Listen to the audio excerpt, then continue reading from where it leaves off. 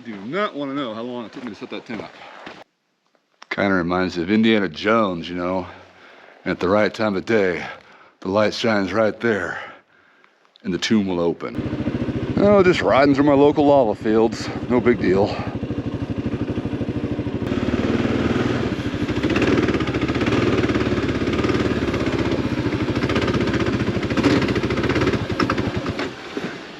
Saved it at least.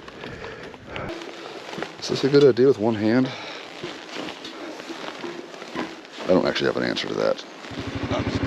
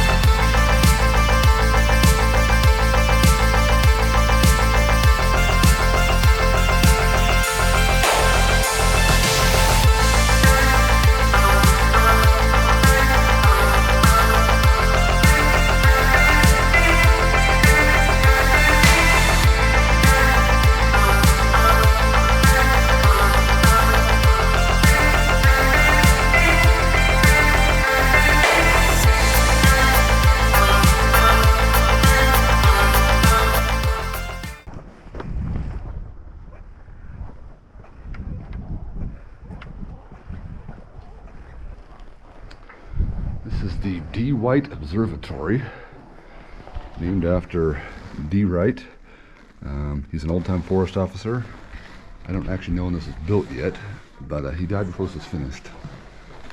Anyways, you have a view of every mountain and a mileage marker to go.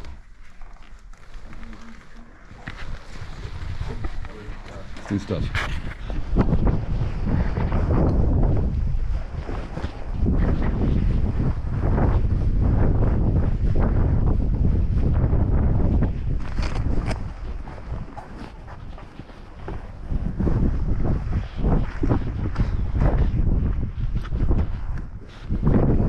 Little brother, middle sister, north sister, the husband, Sims Butte, Horse Pasture, Scott Mountain, Belknap, Little Belknap, Mount Washington, Bald Peter, Cache Mountain. Any BDR riders will know where that's at. It's over there, 8.5 miles. Mount Hood, Mount Jefferson, and Black Butte. All right, let's smoke a day, we can see them all.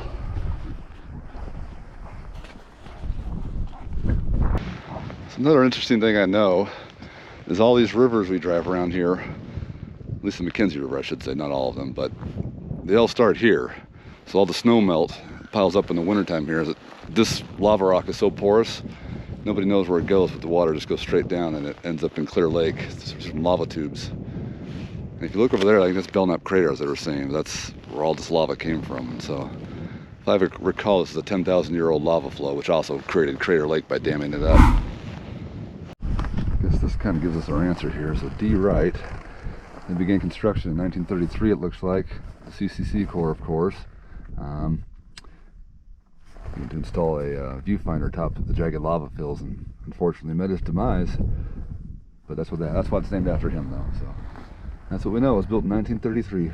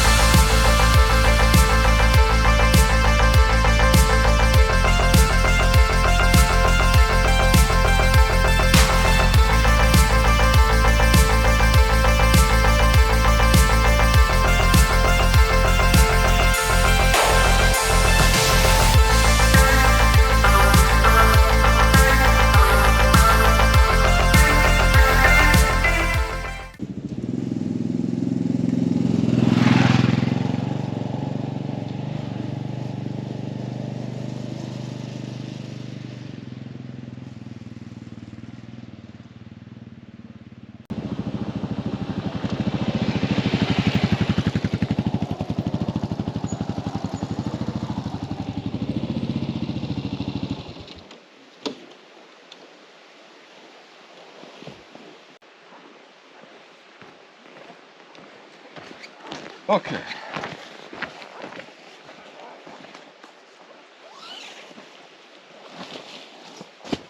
You do not want to know how long it took me to set that tent up. This was about the best thing that I could find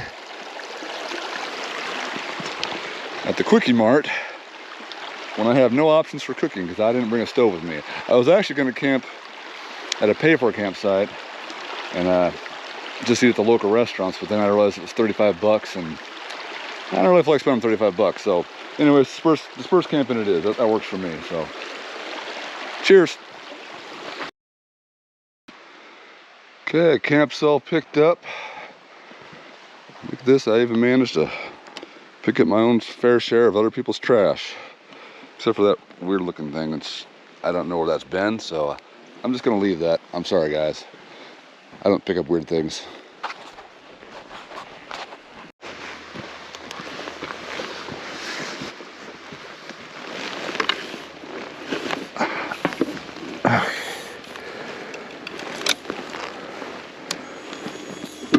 Time to hit the road.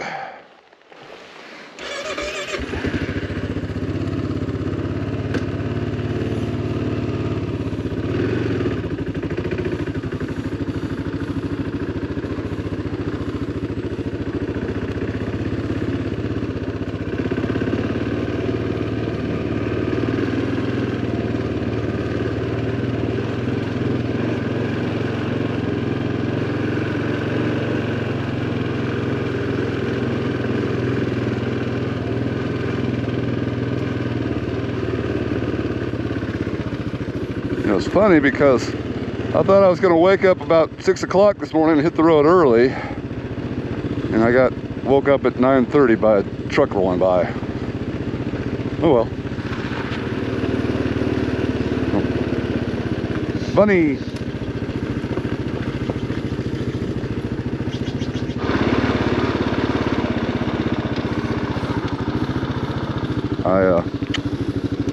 I forgot my glove.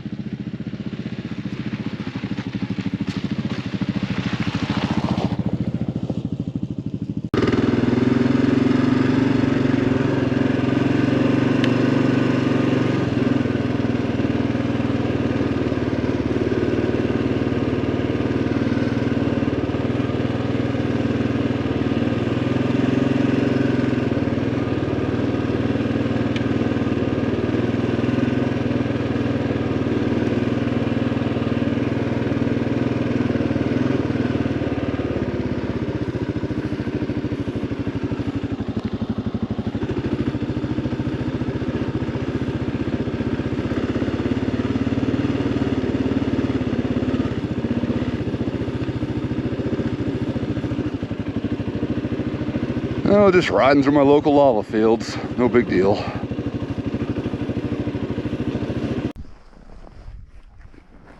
Here to check out the site of the Pioneer Mailman.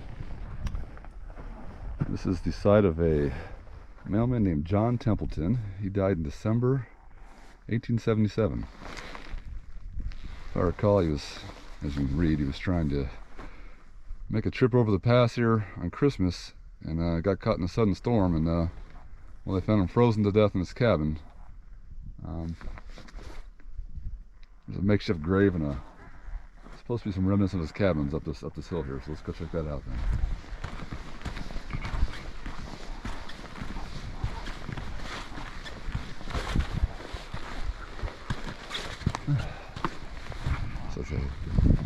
Some pearly everlastings growing on this mausoleum style grave here.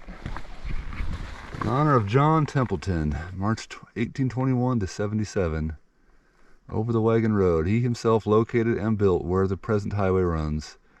He perished in a little log cabin near this point from exposure in a terrific storm while attempting to carry the mail over the route.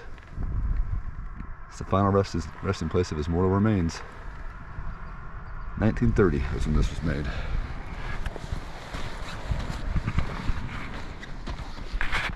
And there it says, this boulder marks the location of the cabin which John Templeton Craig died.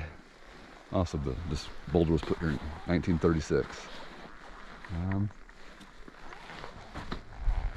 I guess if you use your imagination, this used to be a cabin. They could at least, throw some Lincoln logs out or something to make it look like it used to be a cabin, but yeah. It's all right, John. Thanks for your service.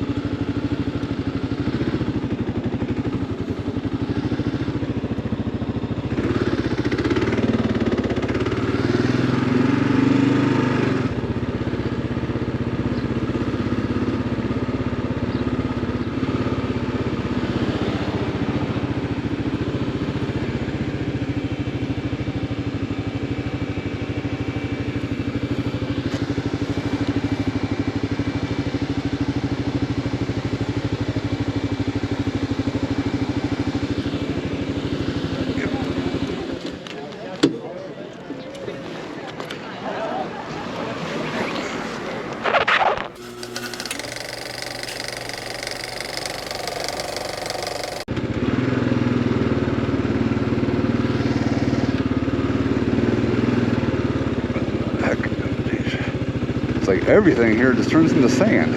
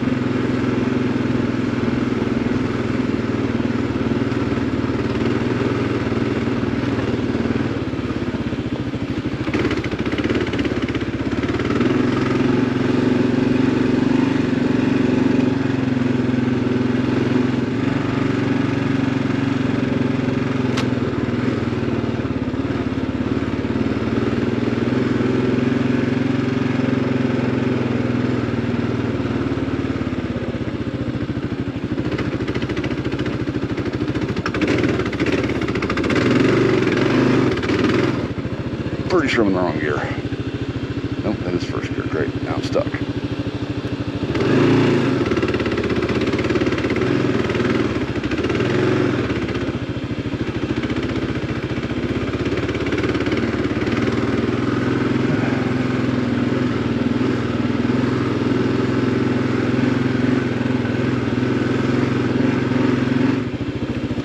Oop, up a rock.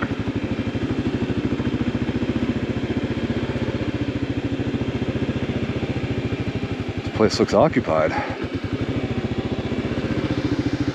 This isn't even the right place. Oh, it is right there. Okay.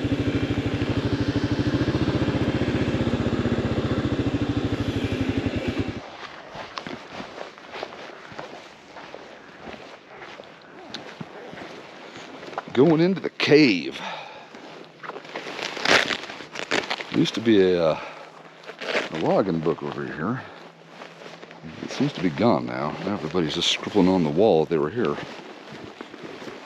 Oh, no. This is one of those ideas where I'm like, is this a good idea with one hand? I don't actually have an answer to that. I'm just doing it. But anyways, yeah, they call this the Skylight Cave. Because when you go here through the dark, which I can't see anything. That's odd.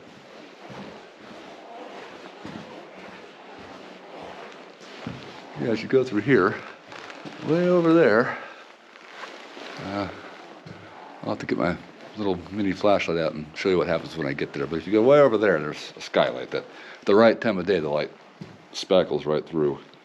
Oh, that my eyes are adjusting. Hold on, let me get there first. Kind of reminds me of Indiana Jones, you know. At the right time of day, the light shines right there, and the tomb will open, or whatever it was that he was trying to get to for the Raiders of the Lost Ark there. I just recently watched that, but I don't remember that stuff very well. It's really dark in here. This is what it looks like if I put the light on my face and try and walk in the dark. Whoa, whoa, whoa. I'm alive.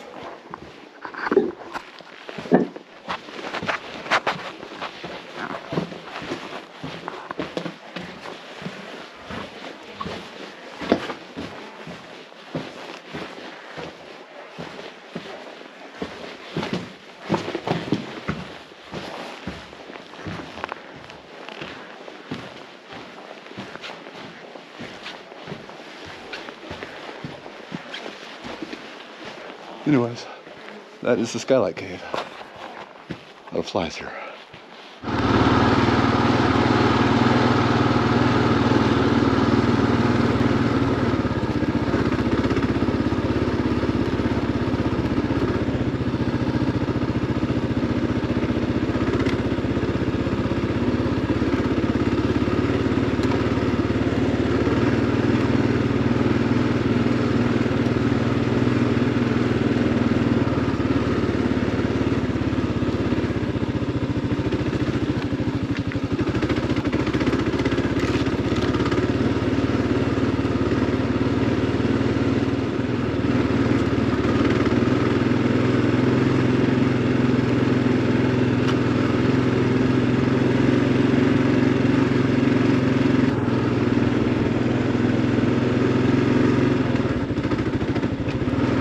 I may be going slow, but that's just more time to enjoy the view.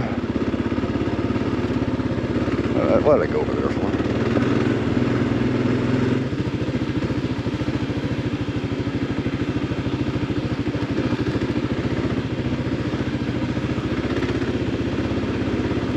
I'm not sure what's worse, sand or rocks, but I think I want to say I'll choose rocks. I can dodge rocks.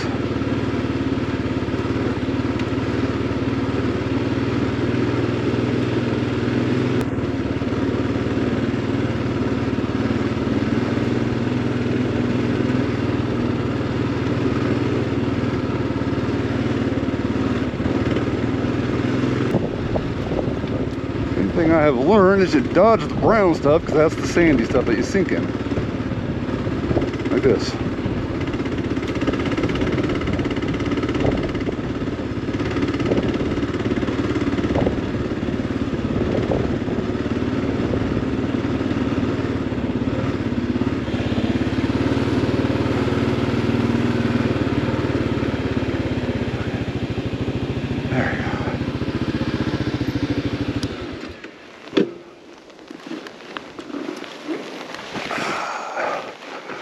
Cache Creek toll station.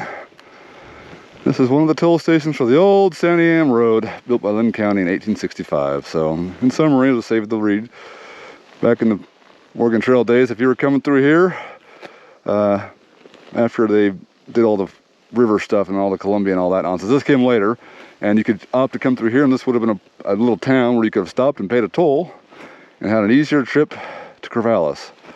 This is all before the Eastern Railroad to run from, I don't know, I don't feel like reading all that again. I've been here before if you haven't been able to tell, but here's some old photos. See, there's the old little town. You come in your wagon. I guess some guys were cheap and they didn't want to pay the toll, and so they'd try and blaze through it at the middle of the night and see if they got away with it, because it cost you a quarter. In 1865, I don't know, a quarter was probably what, like $100? I'm not sure. But anyways, this is the Cache Creek toll station. Just kind of a fun little piece of history in the middle of nowhere out here. Also available on the BDR if you happen to be riding the BDR in Oregon.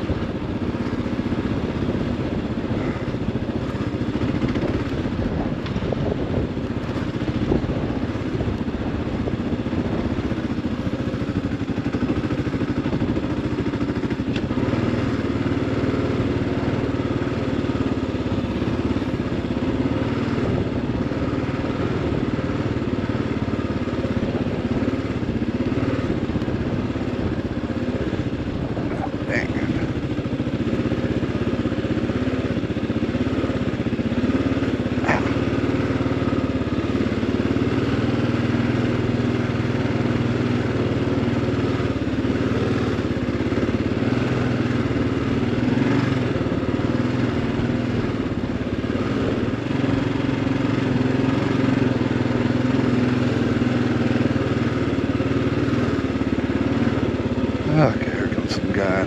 I'm catching up to some guy. Never mind. Oh, this is the rocks I've already committed to them, so rocks it is.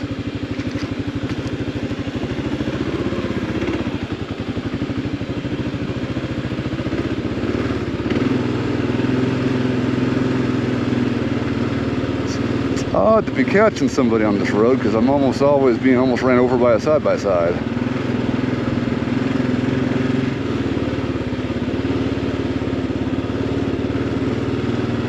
I think he sees me and he's let me by. That's nice of him. Nope, never mind. He's just swerving.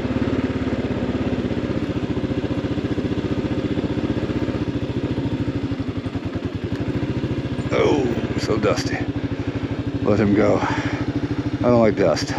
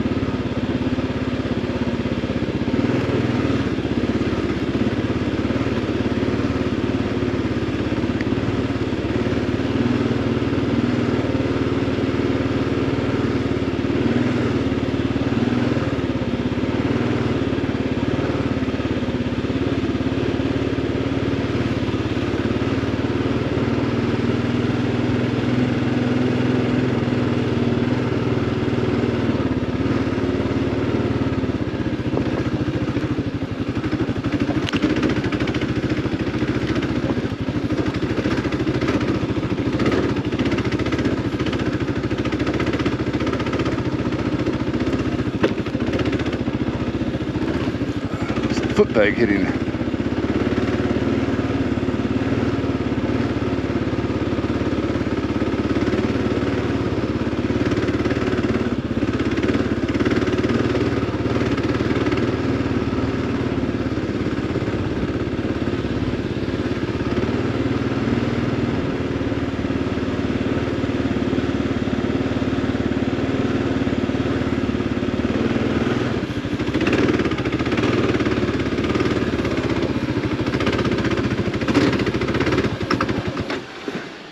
Saved it at least.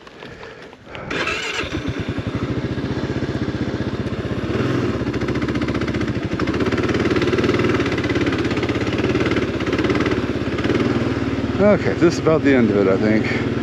This is usually the split between the cabins and going back to Big Lake. That's just how I like to enunciate things.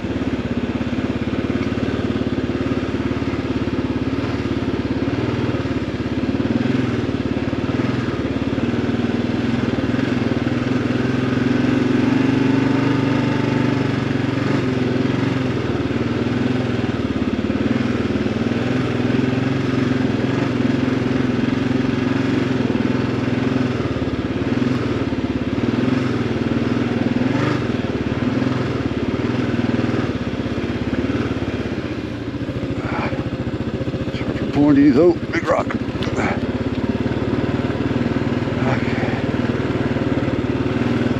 This is the home stretch.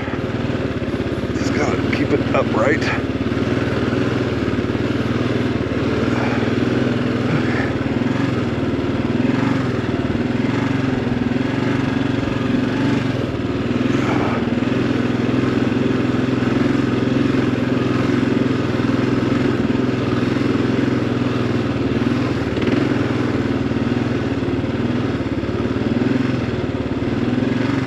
Remember, if you saw my trip to Long Beach last week, now I said I wanted sand practice with the KLR. Now you know why. It's because I knew I had to deal with this 5-mile stretch of sand, which when wet is as firm as pavement, but when dry is talcum powder. I'm glad I did that.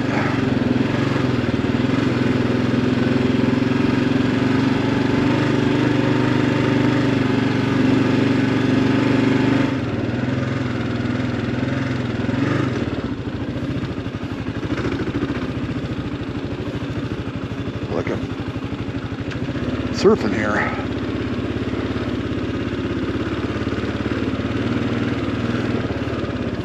God dang.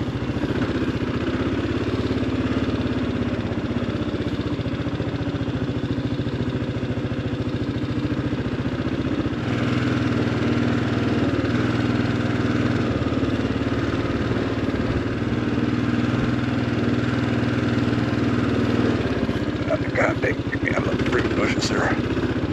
Why does it seem like this is getting harder?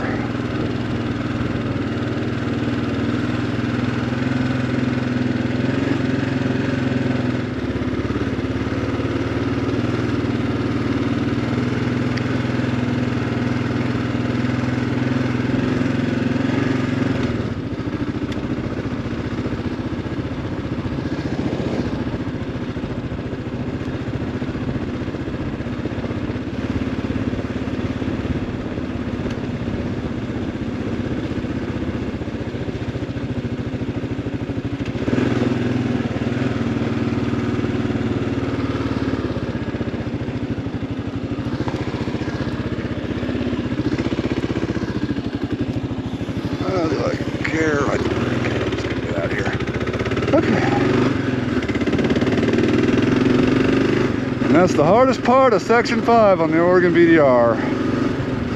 The old Santiam Wagon Road.